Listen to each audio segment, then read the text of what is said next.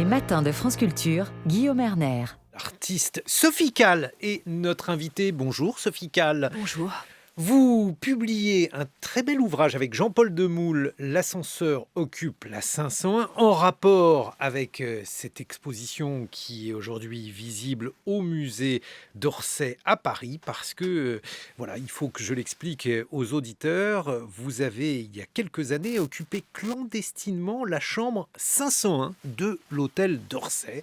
Cet hôtel, il était collé à la gare d'Orsay, qui est devenue donc aujourd'hui le musée d'Orsay. Et aujourd'hui, eh bien, on retrouve dans ce qui est devenu le musée d'Orsay deux grandes salles dans lesquelles vous avez rassemblé des objets, des photographies, des notes où on peut voir les fantômes d'Orsay. Mais tout d'abord, Sophie Calle, il faut que vous nous expliquiez comment vous en êtes arrivé à squatter, on peut dire ça, une chambre à l'hôtel d'Orsay. C'est parce que je pousse toutes les portes fermées que je trouve. Je me promenais, il y avait cette petite porte le long des quais de la Seine. J'étais un peu perdue. J'étais à Paris sans savoir vraiment ce que j'y faisais. Et puis, elle s'est ouverte. Et l'endroit était assez majestueux et totalement vide, puisque c'était un hôtel abandonné depuis plusieurs années. Il y avait des animaux, surtout, morts la plupart, et puis des traces, des traces de l'absence, sous la forme de fiches de clients qui dataient de 1940, sous la forme de relevés d'eau, de gaz, de notes à un homme de ménage qui s'appelait Monsieur Odo et qui réparait visiblement tout. Et puis il y avait encore la présence des gens qui avaient travaillé là. On aurait dit dans certaines pièces qu'ils étaient partis comme ça dans l'urgence. Il restait des matelas éventrés, des plaques de chambre. Et je ne savais pas trop ce que j'y faisais. Je n'avais pas de vraie maison à moi. Je n'y dormais pas. J'avais bien trop peur pour cela. Mais j'y allais tous les jours pour me réfugier, pour être toute seule quelque part, pour pouvoir m'asseoir. Et je voulais à l'époque être danseuse, donc je m'entraînais. Oui, vous Et vouliez être danseuse pour Bob Wilson. oui, j'étais dingue de Bob Wilson, je le suivais partout, je le harcelais même, on peut dire. Et, je voulais rentrer dans sa troupe. Voilà, c'était une- Mais alors, vous avez réussi à prendre contact avec lui. Il vous Oui, disait ça quoi, s'est Bob Wilson? oh, ça s'est très mal passé, oui. Je l'ai suivi, à Avignon. J'étais là tous les soirs à la sortie de son lieu de répétition. Tous les gens qui travaillaient avec lui me conseillaient de ne pas insister, mais Ça j'insistais n'est tout pas de quelqu'un de même. très commode. En tout cas, il n'a pas été commode avec moi, mais il m'a envoyé balader, mais enfin bon, il avait peut-être pas tort. C'était une lubie, c'était un caprice, sinon Ah, il aurait pu regarder comment vous dansiez quand même. je ne dansais pas, je voulais juste, être proche. C'était plutôt un coup de foudre pour une pièce de théâtre, pour un monde, pour un groupe. Je voulais faire partie de cette bande-là, plus Et que de danser. si à l'époque vous envisagiez d'intégrer la troupe de Bob Wilson, c'est que vous n'étiez pas encore véritablement fixé sur ce que vous vouliez faire quand vous Non, seriez grande. non, j'étais revenue à Paris, j'étais partie pendant 6 7 ans. J'étais revenue à Paris, j'avais vaguement prétendu, j'avais jamais vécu avec mon père, mais il m'avait toujours dit que le jour où je saurais que faire, il m'aiderait. Donc j'avais prétendu que je voulais faire de la photo, donc vaguement je tournais autour de cette idée. Et c'est comme cela qui m'a aidée à revenir à Paris, euh, à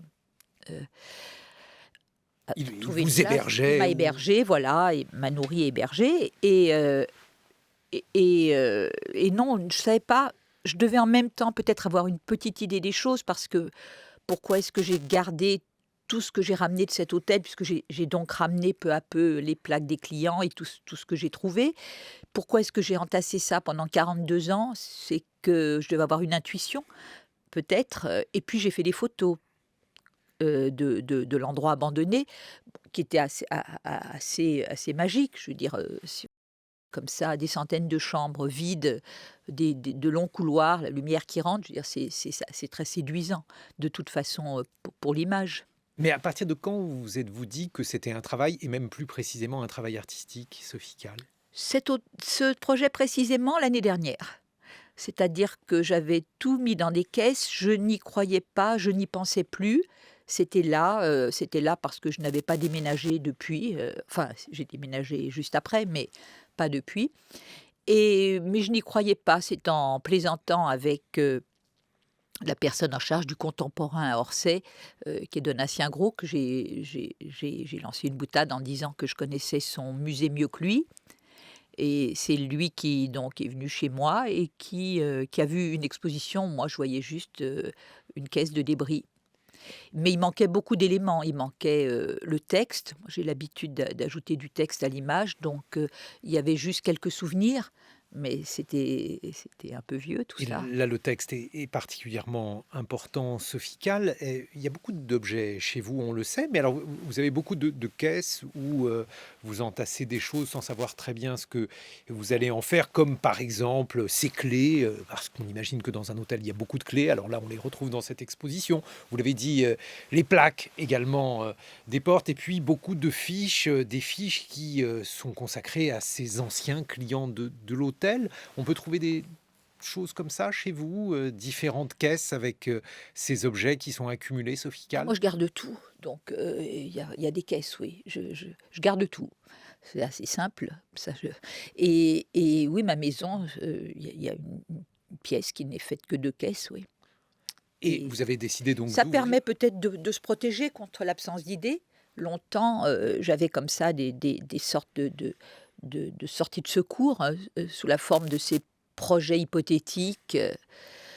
Donc, oui, c'est une sorte de protection contre la crainte de ne pas avoir d'idées en même temps. La preuve, c'est que je ressors ça bien longtemps après. Bon, il y a eu le miracle si je puis dire, enfin, ça n'a pas été un miracle dans ce sens pour beaucoup de gens, mais du confinement, c'est-à-dire que j'ai été conviée à Orsay pour que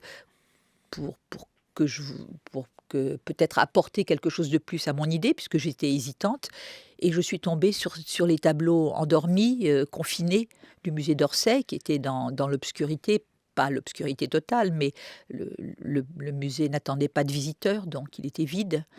Et il y avait le silence que j'avais quitté dans l'hôtel, il y avait l'obscurité que j'avais quittée dans l'hôtel. Bon, le contexte n'était pas le même, mais tout de même, il y avait de ce mystère. Cette exposition, celle que l'on peut voir aujourd'hui au musée d'Orsay, elle vous a permis d'échapper en partie au confinement. Elle m'a elle m'a permis de penser à ce projet, d'aller en effet à Orsay pendant le confinement, de m'y promener seule et puis de trouver les idées que j'ai ajoutées. J'ai vu, bon, il y a aussi Jean-Paul Demoule qui m'a permis de faire ce projet. Oui, parce Pas que vous avez simplement le travaillé avec confinement, l'archéologue Jean-Paul Demoule. qui est Comment ça vous est venu? spécialiste du néolithique. Mais je l'avais rencontré à une émission de radio et, et, euh, et puis on avait fait connaissance. Et il y avait un travail archéologique de ma part d'exhumer tous ces objets, toutes ces fiches. Et je me suis dit qu'un archéologue ferait ça beaucoup mieux que moi. Donc je lui ai demandé de les analyser, mes photos, les objets. Et il a ajouté quelque chose. Il a décidé aussi de les analyser comme si il était un archéologue dans 1000 ans, 2000 ans, un mauvais archéologue qui ne comprendrait rien à ces objets et qui se tromperait sur leur nature. Donc il fait une double lecture. Mais c'est vrai que ces objets sont tous très problématiques, énigmatiques. Alors, il y a par exemple les fiches de clients, mais alors ce sont surtout les fiches de clients avec un D, dont le nom commence par un D. Pourquoi, Sophie Eh Calle? bien, je ne sais pas. Peut-être est-ce que je n'ai trouvé que le tiroir des dés, ou peut-être que j'ai juste pris une poignée de fiches. Je ne me souviens pas, c'est trop vieux. C'est quand même de 78. Peut-être que je n'ai pris, oui, qu'un tiroir et c'était celui des dés, ou est-ce qu'il n'y avait que ça? Je n'ai plus aucune idée. Je ne sais pas comment c'est tombé dans mes mains. En tout cas, c'était sur place, mais Dans l'exposition, il est fait mention peut-être d'une société secrète, peut-être d'un fichier politique. oui, parce qu'il y avait Marcel Déat dans les fiches. Enfin, Jean-Paul Demoule, plutôt, c'était plutôt sa partie à lui, a essayé de retrouver qui étaient les gens qui avaient occupé ces chambres. Enfin, c'est D qui avait occupé ces chambres. Ces Il y avait fantômes, il y avait un M tout seul, c'était Lolo Muller. On était surpris d'ailleurs parce que, pas parce que c'était un M, mais parce que c'était une assistante sociale, alors que la plupart des professions qu'on a retrouvées étaient des explorateurs, des hommes politiques, des hommes d'affaires. Et elle était assistante sociale et elle a passé, aussi à la différence des autres qui ne passaient en général qu'une nuit, elle en a passé plusieurs. Et on s'est aperçu qu'en fait, elle venait chercher les petits-enfants juifs qui arrivaient à la gare d'Orsay, euh, juste au-dessous. et lorsque vous avez rassemblé donc ces objets, ces clés, également ces petites plaques pour les portes comme on le voit dans les hôtels, vous avez aussi décidé de réunir vos fantômes. Qui sont ces fantômes d'Orsay, Sophie Calle? Moi, les fantômes, c'est mon passé à l'époque. Et puis, ce monsieur Odo, en l'occurrence, vous pensez à autre chose? Non, je vous Quels posais sont- la question. Je Je n'ai sais pas qu'il y a je n'ai pas aussi une vraiment sorte de de... présence des morts dans la plupart des choses que vous faites, que l'on retrouve Oui, là, ici. ce serait plutôt la présence du passé, parce qu'en fait, j'ai commencé, c'est en quelque sorte mon tout premier projet. Comme j'ai dit, je ne savais pas ce que j'allais faire, je ne savais même pas pourquoi je ramassais tout ce que je ramassais, ni pourquoi je retournais dans cet endroit. Donc c'est plutôt Et puis c'est 2 mois après que j'ai commencé à suivre des gens dans la rue, à partir à Venise, à faire dormir des gens dans mon lit. Tout ça s'est passé la même année. C'est un Donc peu en fait dans cet endroit que vous êtes devenu artiste. oui, sans le savoir. C'est-à-dire que vous y êtes entré pour danser, c'est ce que vous nous avez raconté Oui. tout à l'heure, et vous en êtes sorti sans peut-être le savoir de manière très précise, mais en tout cas en étant devenu artiste et en entamant une œuvre que vous poursuivez aujourd'hui en mémoire Et, de ce lieu. et l'œuvre, elle est toujours sur le même thème, c'est-à-dire c'est toujours l'absence, les gens qui meurent, les gens qui ne voient pas, les tableaux qui sont volés. C'est toujours l'absence. Et toujours une forme de quête. Alors, donc là, la quête, c'est la quête de ce monsieur Odo, dont Quête de la trace. on ne comprend pas immédiatement qui est ce monsieur, et vous avez dû chercher pour essayer de comprendre qui pouvait-il être. Alors, vous dites qu'il réparait l'hôtel, c'était probablement un plombier. Il y avait beaucoup de problèmes de plomberie Toujours apparemment dans cet beaucoup de hôtel. problèmes de clés et d'eau, en effet. Oui. On voit qu'il y a effectivement... Il y a des petits messages assez poétiques qui ressemblent à des haïkus comme ça. C'est au dos, tes clés sont au 502 et l'eau coule toujours au 420. Il y avait beaucoup de messages comme ça que j'aimais bien, qui ressemblent oui, à des petites annonces. La plupart du temps, Sophie Calle, vous y êtes allé seul dans cet hôtel, mais de moins en moins à la fin. D'abord parce qu'il y avait des ouvriers qui avaient entamé les travaux, parce qu'il fallait bien transformer tout cela en musée, puisqu'aujourd'hui c'est devenu un musée, le musée d'Orsay. Et puis aussi parce qu'on voit une photo de vous sur un lit et il a bien fallu que quelqu'un la prenne. En fait, les 2 derniers mois, quand j'ai vu que les ouvriers montaient, se rapprochaient dangereusement, moi je m'étais installée au 5e et j'ai compris que j'allais perdre mon territoire, mon terrain de jeu, enfin mon refuge.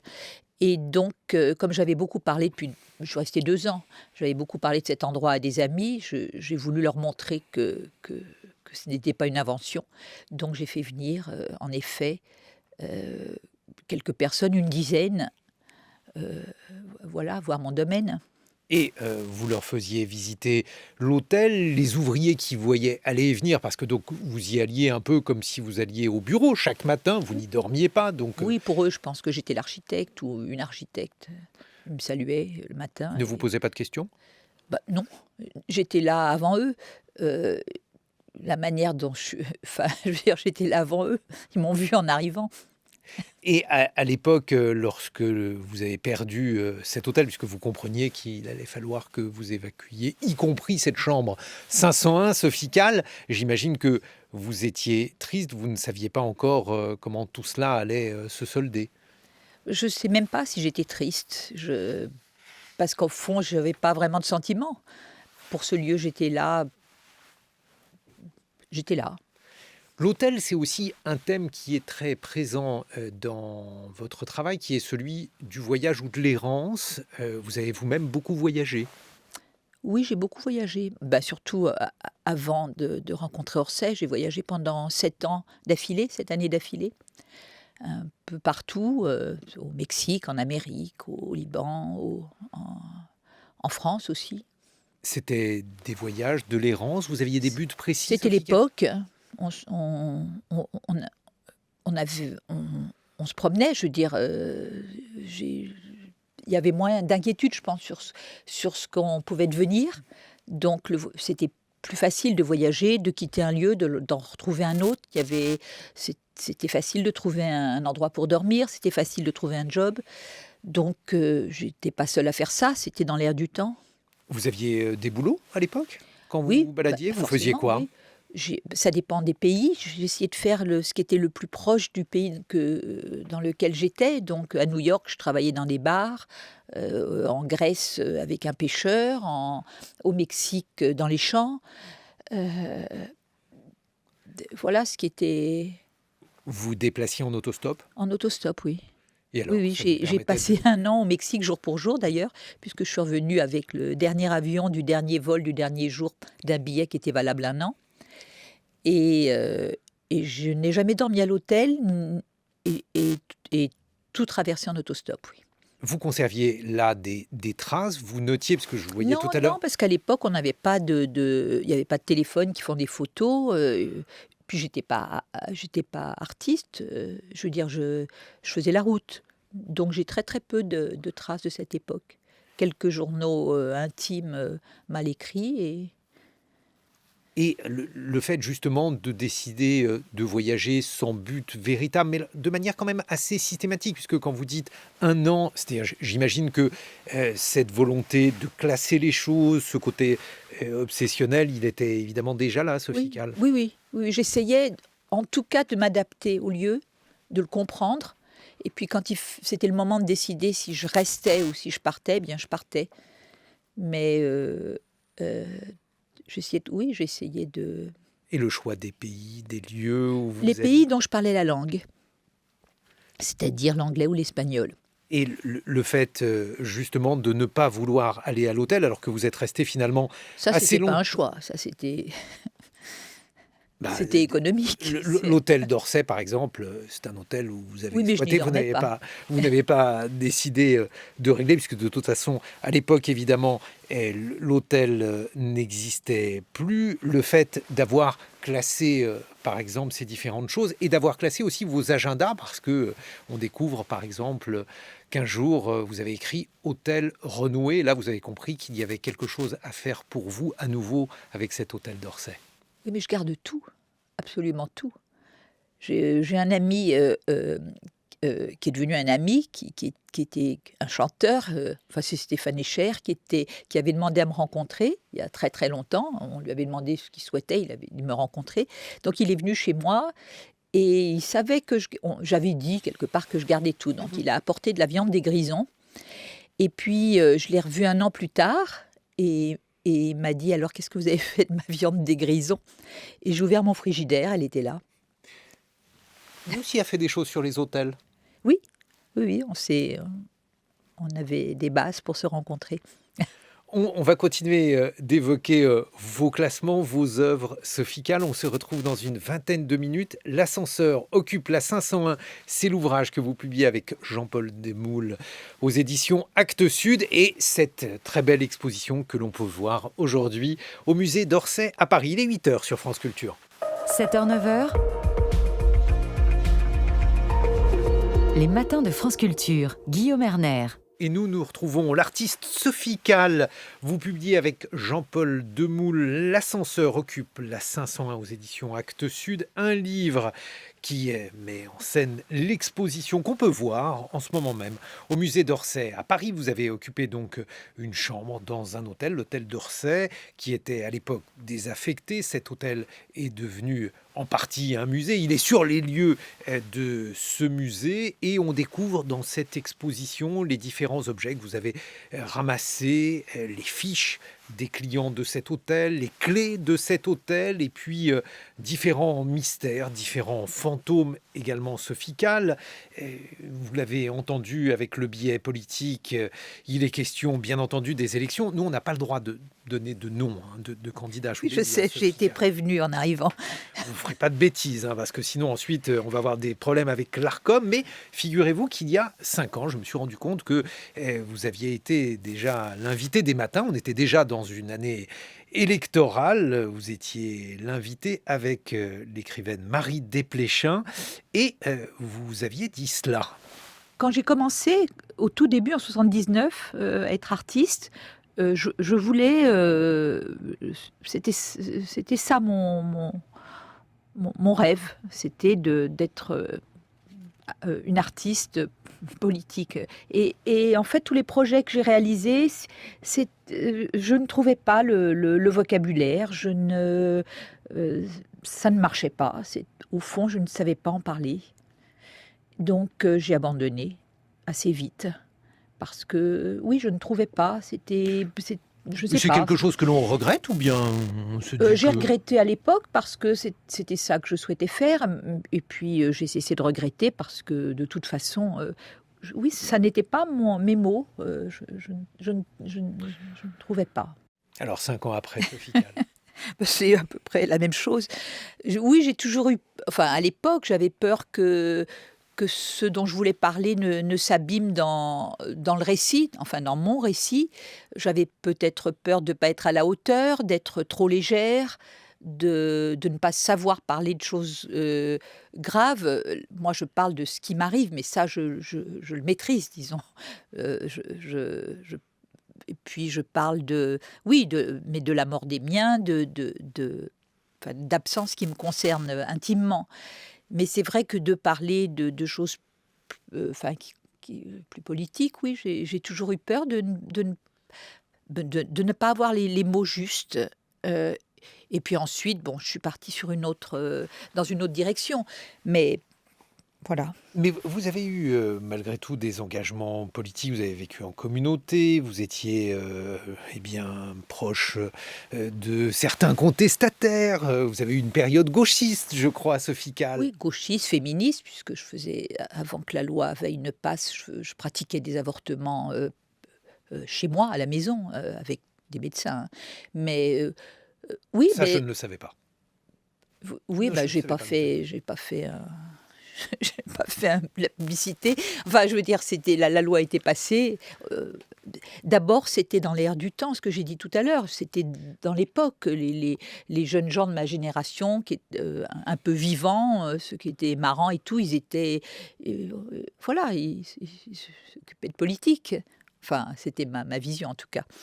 Et puis, oui, je n'ai pas... De n'importe quelle politique, pour ceux, en tout cas, que vous trouviez plaisants. Pardon ? Pas de n'importe quelle politique. Ah non, on était gauchistes, voilà. Et puis après être gauchiste, j'étais hippie, et puis ensuite j'étais féministe, enfin. Alors, mais le problème, c'est quand je suis devenue artiste, c'était trouver les mots, c'était pas être activiste. À l'époque, d'abord, je n'avais pas les mots, j'étais activiste, j'étais pas dans la réflexion, dans l'analyse, voilà. Et trouver les mots, oui, j'ai jamais su le faire. Je pense que c'est vraiment moi, je parle de choses graves souvent, la mort, l'absence, mais j'en parle avec une certaine légèreté, pour essayer de créer un décalage, pour pas... Et quand les choses, par contre, sont graves... Oui, enfin, je veux dire, quand les choses sont légères, je préfère en parler avec gravité, enfin, inverser le... Et là, parler de la guerre, de la politique avec légèreté, je ne suis pas sûre que ce soit un bon parti pris. Donc, je ne sais pas comment y faire. Voilà, on ne sait pas très bien comment faire, mais l'atmosphère, parce que vous évoquiez tout à l'heure cette exposition qui a débuté avec un contexte de confinement, contexte de pandémie. La mort était là, très présente. Maintenant, il y a la guerre en Ukraine. Là aussi, c'est très compliqué de savoir comment faire, Sophie Calle. Oui, c'est compliqué, c'est même parfois une gêne, je veux dire, ne serait-ce enfin, que de venir ici ce matin, je me suis demandé ce que je faisais là. Enfin, pas comme ça, mais je veux dire, je savais que je n'allais pas parler de ce dont il faudrait parler. Bon, mais moi, je Donc me suis dit que c'est justement, c'était parce qu'il y avait la guerre en Ukraine que c'était important que vous soyez là, parce que c'est important qu'il y ait des artistes. C'est important aussi que l'on donne à entendre un peu de beauté. ben, merci, mais de toute façon, je n'étais pas, si gênée que je ne suis pas venue. Je suis venue, mais heu, oui, c'est là, mais c'est là. En même temps, j'en parle, d'une certaine manière, c'est-à-dire que quand on regarde, pas de la guerre en Ukraine, hein, mais je parle de quand si on lit mes autobiographies, ce sont les histoires d'une femme qui ne veut pas d'enfant, d'une femme qui vit, à notre époque, d'une femme qui parle des hommes par rapport aux femmes. Donc je parle quand même en parlant de moi, j'espère que je parle aussi, des autres et pas que de moi. C'est peut-être là aussi pour ça que vous êtes une artiste, une grande artiste, et parce que en parlant de vous, vous parlez de tout le monde. Oui, en même temps, je pas pas pas autant que je ne pourrais le faire, disons, mais je ne saurais pas faire mieux. Pas d'enfants, pourquoi est-ce... Pourquoi pas d'enfants? Ah! Non, je Non, voulais pas être aussi indiscret que ça. Je voulais juste vous demander non, pourquoi, non, pour je vous, le fait de ne pas avoir d'enfant était un mais geste. parce que moi, toute ma vie de jeune femme, on m'a demandé pour quand c'était, quand est-ce que j'en aurais. Ma mère m'a dit que je serais malheureuse toute ma vie si je n'avais pas d'enfant. Moi, j'étais intimement persuadée que c'était pas pour moi et que j'y perdrais, une certaine liberté à laquelle je tiens. Mais on était quand même harcelés, donc si maintenant, je prends le contrepoint, c'est en réponse à ce harcèlement. C'est-à-dire que si on m'avait pas abreuvé de menaces, de «C'est pour quand? Ça va être trop tard», je serais pas aujourd'hui, mais voilà, j'ai toujours eu envie de dire: «Bah, écoutez, c'est pas du tout une catastrophe, au contraire». J'ai jamais eu de regret de ne pas avoir d'enfant, j'en ai jamais eu envie, je n'ai jamais regretté et même quand je vois des familles là qui ont l'air plutôt merveilleuses et tout, j'y crois pas. Bon, j'ai dressé, toutes les barrières de protection que je pouvais dresser pour ne pas avoir de regrets aussi. Mais, c'est à cause de ça. S'il n'y avait pas eu cette espèce de raz-de-marée pour pousser les femmes à en avoir, je ne serais pas là à résister. En un sens aussi, vous avez eu un enfant, je veux dire votre frère, votre petit frère. Si c'est mon enfant? C'est pas votre enfant, mais vous l'avez en partie gardé, et je crois que ça n'a pas été... Ah non, non, non, je ne l'ai pas gardé du tout. Non, non, ma mère s'est servie de moi comme baby-sitter parce qu'elle voulait sortir. Oui, Ma c'était mère ce que était je voulais dire. noctambule. Oui, oui, mais ça, j'étais obligée de le garder. Je suis passée effectivement, de petite fille plutôt libre, hein, qui faisait un peu ce qu'elle voulait, à baby-sitter à 12 ans de mon Voilà, petit et frère. d'après ce que j'ai Oui, compris, ça ne vous avait pas plu. non, ça m'a pas plu du tout. Bon, oui, c'est vrai qu'en plus, j'ai pas d'attirance pour les enfants, tout court, hein. Moi, j'aime les chats. Et Enfin, oui, vous on peut plus étiez dire ça heureuse maintenant, avec mais votre... hein? Vous étiez heureuse... Attention, hein, pas de commentaires sur les Oui, je chats. sais, Vous étiez justement, heureuse j'ai avec failli les le dire, chats. j'ai Laissez-moi failli le continuer. dire. Vous étiez heureuse avec les chats, donc, et votre petit frère a débarqué. Oui, ma mère a donné mon chat, je ne sais pas pourquoi et elle n'est plus là pour le dire, quand mon frère est né. Donc j'ai en même temps perdu ma liberté et mon chat. C'était beaucoup. C'était étrange votre vie parce que vous étiez donc partagé entre votre père et votre mère qui ne vivaient pas ensemble, deux trajets complètement différents, et Opposé, vous avez fait opposé. la synthèse. Alors, il faut d'abord que on explique aux auditeurs pourquoi c'était deux trajets opposés. Bah, parce que ma mère était une littéraire paresseuse, noctambule qui sortait toute la nuit, qui passait sa vie chez Castel, qui ne connaissait que des écrivains, qui lisait beaucoup, qui tentait d'écrire mais n'était pas satisfaite de ce qu'elle faisait et elle était très drôle et dès qu'on abordait un sujet sérieux, elle trouvait qu'on risquait de devenir pédant. Et puis mon père était le contraire, était, un homme très sérieux, profond, qui approfondissait tous les sujets, protestant. Heu, c'est bizarre qu'ils se soient rencontrés, mais ça n'a pas duré. Et j'ai pris de ma mère, le goût de l'écriture, de la littérature, et de mon père était collectionneur d'art contemporain. Ses murs étaient, remplis d'œuvres d'art. Il avait un œil, et il savait repérer, des artistes qui débutaient. Il visitait les ateliers. Il était médecin. Son métier, c'était cancérologue, hein. Donc j'ai pu mon regard a appris, chez lui à comprendre, j'ai fait l'apprentissage de l'art contemporain, dans chez lui. Il avait presque 2 vies, votre père. Il était médecin et Médecin le collectionneur. jour et il sortait la nuit. Oui, ils avaient ça en commun, la nuit. Vous, la nuit aussi? Moi, la nuit, bah, un peu moins maintenant, mais oui, oui, moi je sors beaucoup, oui. Bah, je vis seule, j'ai pas d'enfant. Oui. Et vous avez fait la synthèse, puisque la littérature a énormément importé, elle importe pour vous, Sophie Calle, et l'art, bien sûr. Oui, mais je crois que j'ai fait la synthèse par doute, c'est-à-dire que je ne pensais pas être à la hauteur si j'écrivais simplement. Je ne pensais pas être un bon écrivain, et je ne pensais pas être à la hauteur non plus en photographiant simplement. Il y a beaucoup de photographes très bien meilleurs que moi.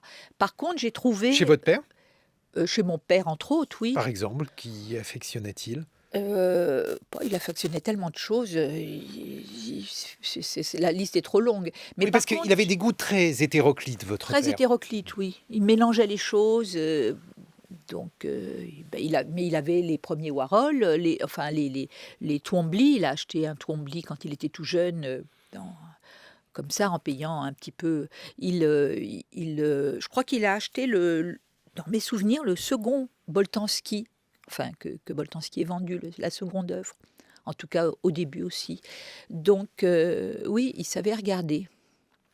Boltanski, c'est un homme qui a beaucoup compté dans votre vie. Et alors, justement, il y a une phrase qu'il a prononcée, et je voulais vous la soumettre, parce qu'il y a beaucoup de choses qui tournent dans votre œuvre autour de l'attente sophicale. Et Boltanski a dit la phrase suivante: la seule chose que peut faire un artiste, c'est attendre et espérer. Oui, enfin, il a toujours prétendu, Christian, qu'il ne travaillait pas, qu'il allait dans son atelier, puis qu'il attendait. Je ne sais pas à quel point c'est vrai. Je pense qu'il faisait un peu plus que d'attendre, mais en tout cas, le projet que je viens de faire, Les Fantômes d'Orsay, c'est 42 ans de d'attente. Enfin, j'attendais pas, devant ma caisse, mais c'est 42 ans où tout d'un coup l'idée apparaît. Donc ça arrive souvent. Je pense que c'est aussi une pause pour Christian, enfin, de prétendre qu'il ne faisait rien, parce Mais que vous saviez ce qu'il faisait, puisque vous avez partagé un non, atelier. on partageait pas un atelier, on partage une adresse, que je partage toujours avec, Annette Messager. On habite à la même adresse, mais chacun chez soi. Donc moi, je n'étais pas, non, dans son atelier à le regarder attendre. Mais bien sûr qu'on attend. Moi, beaucoup de mes idées sont venues, d'un hasard, d'une coïncidence. Même, je vous dis, même Orsay, 42 ans, et ensuite, si c'était pas le confinement, est-ce que j'aurais eu l'idée de photographier, ce que je n'ai pas dit tout à l'heure, c'est que le confinement a fait que j'ai photographié toutes les grandes œuvres d'Orsay, dans l'obscurité totale, ce qui leur donne, une autre, enfin, ce qui fait qu'on porte un autre regard sur ces œuvres. Quand j'ai visité Donc, l'exposition, pardonnez-moi, je vous ai coupé, quand j'ai visité votre exposition hier, il y avait une classe, par exemple. Alors, il y avait des gamins qui étaient là devant ces photos, et ils étaient émerveillés. Au début, ils ne comprenaient pas immédiatement ce qu'étaient ces photos, et puis alors, ils ont commencé à comprendre. Ils étaient très vivants. Alors bon, évidemment, les gens qui étaient plutôt silencieux en regardant vos œuvres étaient un peu agacés, mais il y avait beaucoup de vie. C'était un contraste C'est très beau de voir ces photographies que vous avez prises d'œuvres dans la pénombre qu'on ne reconnaît pas nécessairement au départ. Oui, oui, qu'est-ce que je peux rajouter? Elles étaient, alors ce qui est assez cocasse par contre, c'est que quand j'ai voulu les photographier, alors qu'on était dans la pénombre, les caméras actuelles, les iPhones réparent les erreurs. C'est-à-dire que j'ai pris des photos d'œuvres dans le noir et tout d'un coup, elles étaient totalement parfaites sur mon écran parce que le téléphone réparait l'obscurité. Donc ça a été assez drôle parce qu'il a fallu que j'ai fait ça grâce au photographe d'Orsay, puisque j'en étais incapable toute seule. Il a fallu que je leur redonne leurs défauts et leur obscurité, qui était la réalité. Donc j'ai trouvé ça assez saugrenu de devoir corriger les réparations. Et on voit des œuvres qui sont en partie disparues, alors qui disparaissent en partie du fait donc de l'obscurité. C'est un autre thème, vous l'avez évoqué, le rapport aux morts, à la mort de votre mère, à la mort de votre père, qui correspond donc à chaque fois à des travaux que vous avez menés, Sophie Calle, une manière de conserver, là aussi, vous évoquiez tout à l'heure le fait que vous ne jetiez rien, et du point de vue de la mémoire aussi, vous ne jetez rien. Oui, de parler d'eux, bon, c'est une manière de parler d'eux à l'instant, par exemple. C'est-à-dire bon, j'ai pas besoin de ça pour ne pas les oublier, mais moi, j'utilise beaucoup ma vie. J'essaye quand même c'est une manière aussi de prendre mes distances avec ce qui m'arrive. C'est-à-dire que si je parle comme ça de ma mère et de mon père, je les vois vivre. Ils pourraient presque rentrer dans la pièce, là. Donc ça n'est pas mon moteur. Ce que j'essaie, moi, c'est de faire des œuvres qui vont au mur et pas uniquement d'aller bien. Mais c'est vrai que cette manière de faire un pas de côté, de regarder les choses à distance, permet de les regarder de façon moins dramatique, plus et de vivre avec, oui.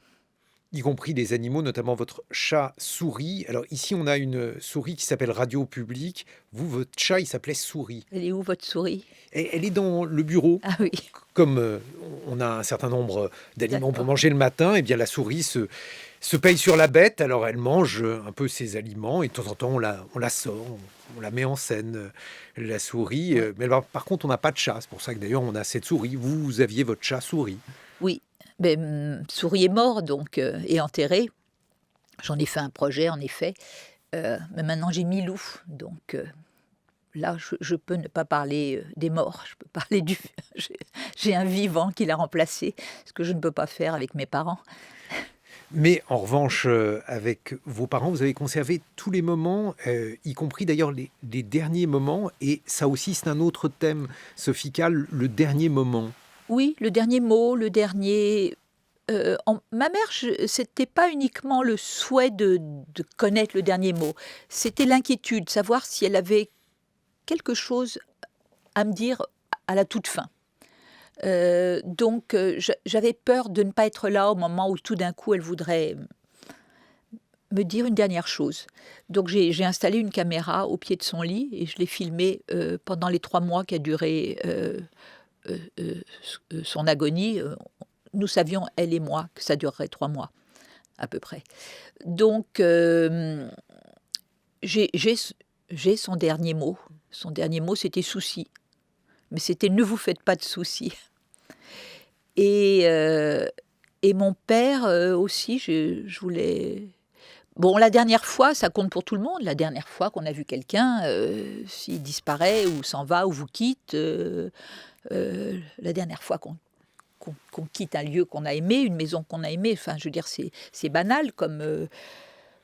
Ce qui n'est pas banal, c'est le fait de systématiser cela. Et, par exemple, la Coupole, qui était un restaurant que vous affectionniez, enfin, je mets ça Oui. imparfait, il existe toujours, mais jadis, vous y alliez de manière systématique, vous y êtes allé la dernière fois que la Coupole était en Oui, l'état. mais c'est la même chose. Les serveurs étaient mes amis, j'avais des habitudes là-bas. J'y rentrais comme je rentrais chez moi à l'hôtel d'Orsay, c'était un peu chez moi. Donc je voulais fermer la porte. Donc je suis allée en effet à minuit le dernier jour. avec un groupe d'amis, et parce que je voulais avoir la dernière facture. Et puis la plupart des serveurs qui travaillaient à la coupole, la plupart sont partis. Au moment où c'est devenu où la direction a changé, c'est devenu un lieu qui n'avait pas enfin, c'était autre chose. Donc les serveurs m'ont donné leurs chemises, mais aussi parce qu'on se quittait, on était des connaissances, on se quittait, donc c'est la même chose que de quitter sa maison ou un pays. C'est la dernière fois. Avoir la dernière fois, ça vous permet de complètement contrôler les choses, de tout contrôler, Sophie Calle? Oui, c'est peut-être un souhait.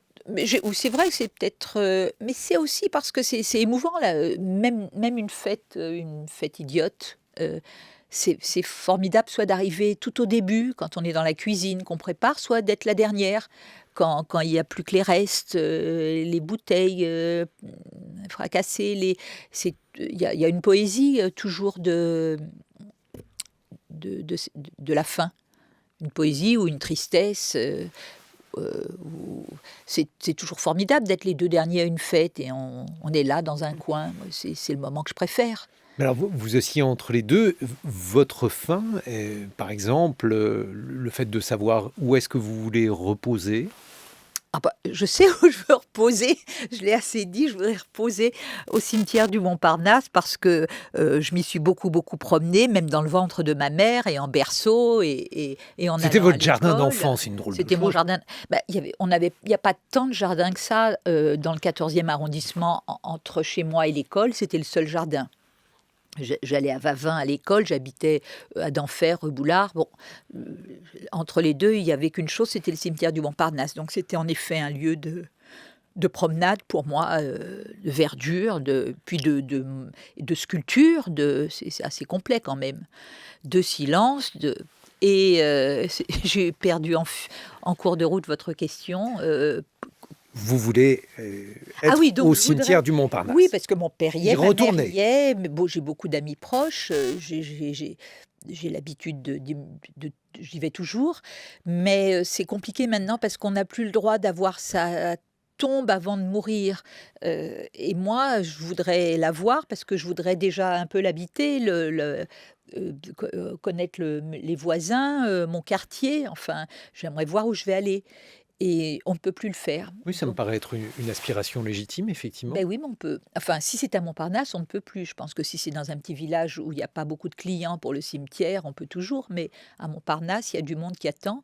Et ils ne veulent plus, ce que je peux comprendre, qu'on achète un lot et puis qu'il reste vide pendant 20 ans si on tarde à mourir. Bon, on va faire en sorte quand même de se j'ai revoir fait un certain beaucoup, nombre de fois avant que vous n'ayez à trouver ce type d'adresse, Sophie Calle. En tout cas, je conseille vivement aux auditeurs d'aller voir l'exposition que vous donnez au musée d'Orsay à Paris. Et puis, pour ceux qui n'auraient pas la possibilité de se rendre sur place, ce livre avec Jean-Paul Demoule, L'ascenseur occupe la 501, c'est aux éditions Actes Sud. Merci beaucoup. Sophie Calle, de nous avoir rendu visite. Je vous propose maintenant d'accueillir mes deux camarades qui viennent prolonger cette émission, Quentin Lafay et Géraldine Mosna-Savoie. Bonjour à tous les deux. Bonjour Guillaume, bonjour à tous. Quentin, dans Et maintenant, vous évoquez une tendance nouvelle qui concerne les grands musées français. Et oui, comment les musées se mettent au vert, comment se saisissent-ils de l'enjeu du développement durable? C'est ce que nous allons tenter de comprendre. Et vous, Géraldine, dans votre carnet de philosophie, vous avez expérimenté l'enfant malade à la maison.